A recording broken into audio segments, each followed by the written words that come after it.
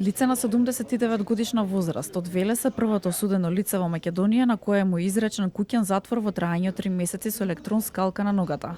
Тој е осуден за сторено кривично дело полово вознемирување.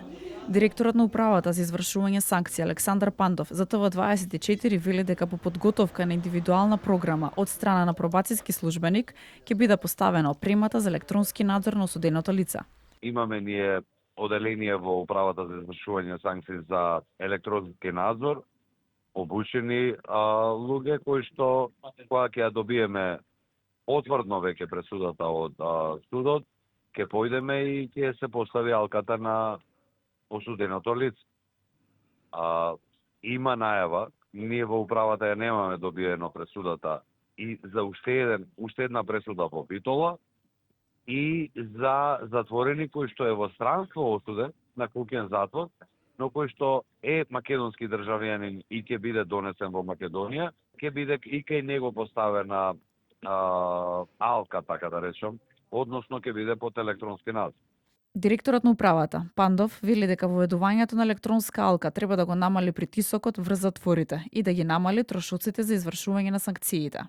Еден осуденик во Македонија, буџетот на Република Македонија го чини околу 1000 евро. Месечно ниво.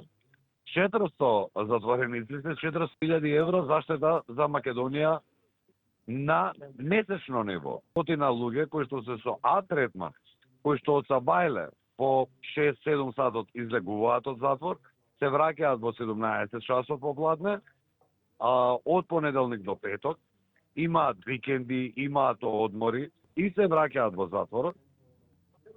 Нити досна, поред мене, и најправедниот начин како ние во моментов да ги расеретиме затворите и со самото тоа, они ќе бидат под надзор на пробацијски службеници кои што ќе ги надгледуваат дали. Алката ќе биде поврзана со централен систем за надзор кој ќе сигнализира доколку суденикот го напушти дозволениот периметар, а службени лица ќе бидат задолжени да го следат движењето на осудените лица. А во случај на прекршување, веднаш се вклучува алармот и следуваат санкции.